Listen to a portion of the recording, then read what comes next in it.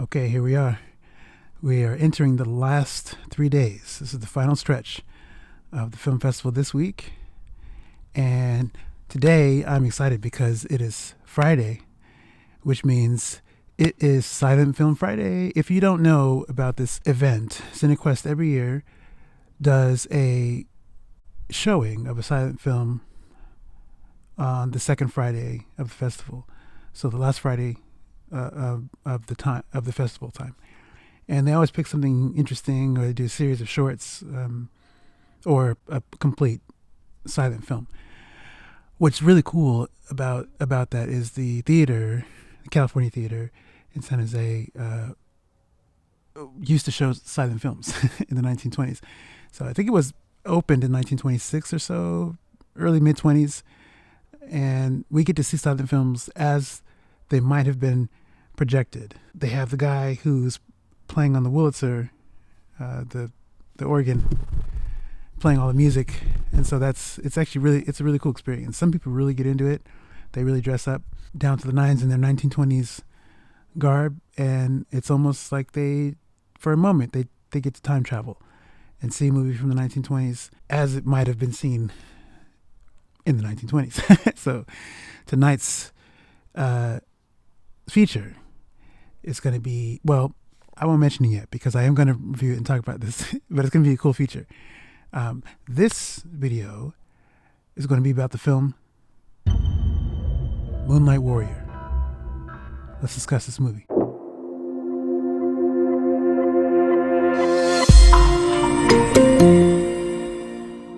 This movie, Moonlight Warrior, foreign language film out of China, directed by Hong Ying, who was a sailor's daughter, and mostly well known for her novels and photography and gourmet cooking. I as I understand, many of her books have been turned into movies, but this movie is the first one she's been more directly involved in. Meaning, she produced and directed this one.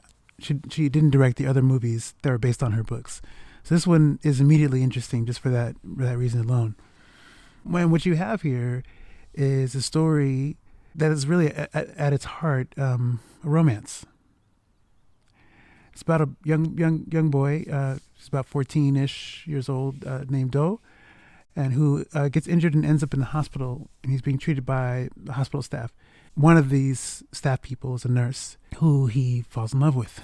This nurse is a little bit older than him, and the main complication, though, is that she's married to a man who is a mobster and is abusive to her. So Do vows to become this nurse's Moonlight Warrior, and it takes place in 1976, Chongqing in China, and it spans a couple decades, like 20 years or so. One of the things that immediately struck me about this movie is that, I think particularly having watched it after the Kenyan film The Dog, is the parallel I see between the two main characters.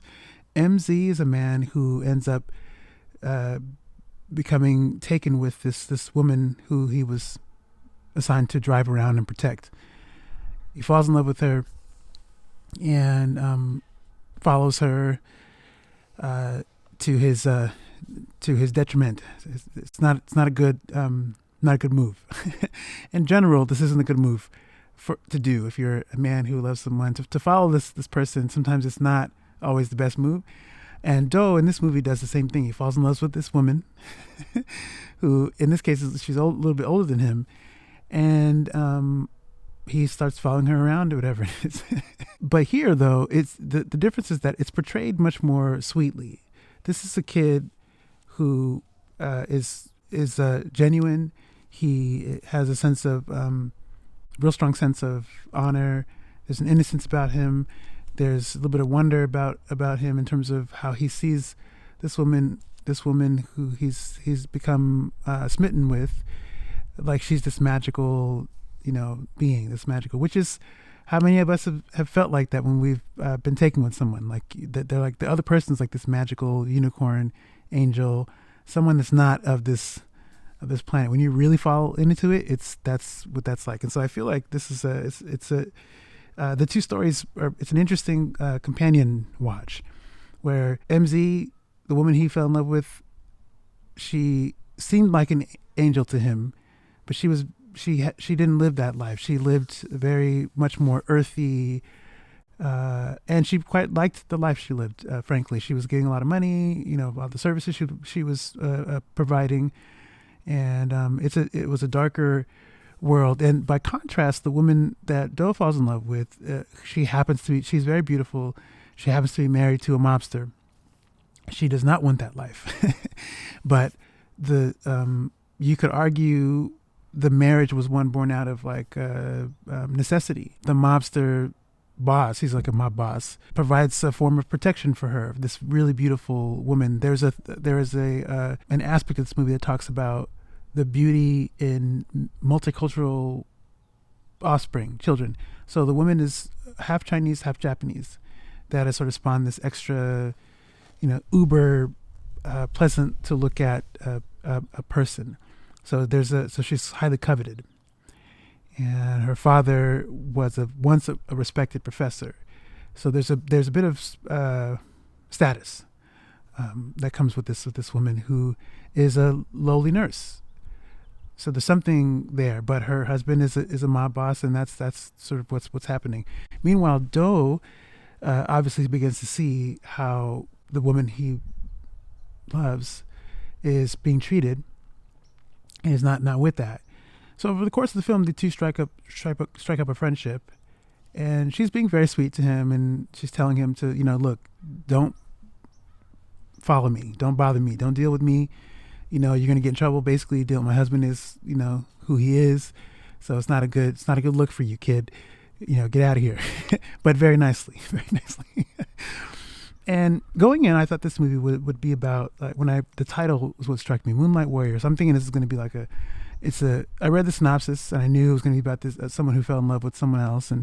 But I thought it would be more fantastical, not necessarily in terms of fantasy, but it would be like an adventure story of this dude who just falls in love with this woman who he ends up trying to protect, which it is that, but not in the way I thought it. I thought, Do would have been like a knight, living in some sort of society in, old world China, who falls in love with obviously someone he shouldn't be falling in love with. Again, another parallel between this movie and the dog. Both of the main characters fall in love with people they shouldn't be falling in love with. And so there's a theme there. And I just don't know why. How come this is just you see it sometimes the other way around, but most of these movies, these guys, man, they're getting caught up, and I can't talk. Look, I've been this person, so I know. So this is something that I can connect with, because I've been that person who's fallen in love with someone who I probably shouldn't, just for whatever reason doesn't really, it's not the right way, or for sure it's not the way to go. But you can't help it for whatever reason, which I don't know if that's true anymore. I think as I've gotten older, I feel like there's a bit of a cop out in saying that, I couldn't control my emotions. And you can't help who you fall in love with. Well, you can and you can't. So I think there's more control in it, I think, than we've been conditioned to believe. And you see this in some form in both movies, how both main characters just sort of lean into what they're feeling about this person. And there are moments where they choose to disregard that and act for themselves. But eventually they just sort of give in to that. And we, as the audience, we just go, all right, well, let's see how this plays out. What I thought was actually sweet about, was one of many sweet things about this movie. But one of the things was actually in understanding what the title Moonlight Warrior refers to, which in this story, there's a moment that Do shares with Jai Hui, who's the woman who he falls in love with.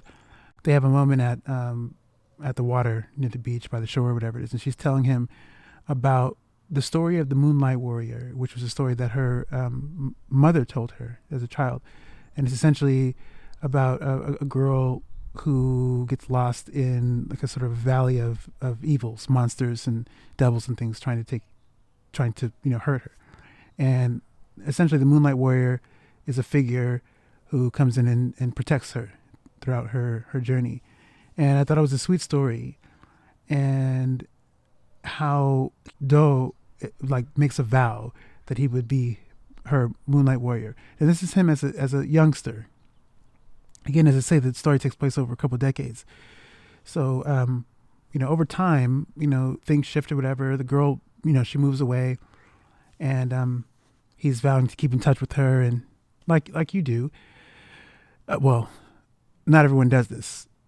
I say you do because I know I did. I did this with kind of people I separated with. So I would, if I could keep in touch, that was me. I'm like, stay in touch. You told me to keep in touch. I'm staying in touch. We're gonna write letters. We're gonna do all the stuff that means. Even if you don't have to write me back. Whatever. Just know. I wrote you a letter. So, and Do is very much this young man. He's a very, very sweet, honorable young man who has lost his dad and is living with his mom, who is quite strict. But as an adult, things happen. He's made some changes in his life. He's gone to school and he's become successful, and then after many years and many changes, he meets Jaihui again as an adult. And that's when things get really interesting. This movie actually is, you can see right now, it's on YouTube. It's, if you just look, you search Moonlight Warrior, I suppose you should find it. you should find it. But it is available. One of the things that might be good to know about, should you decide to embark upon the search to find it, is that it does play a little bit like a soap opera in some ways. And I don't know what your preference is on that. You may or may not dig that. But I think the one thing to take away is the romance element.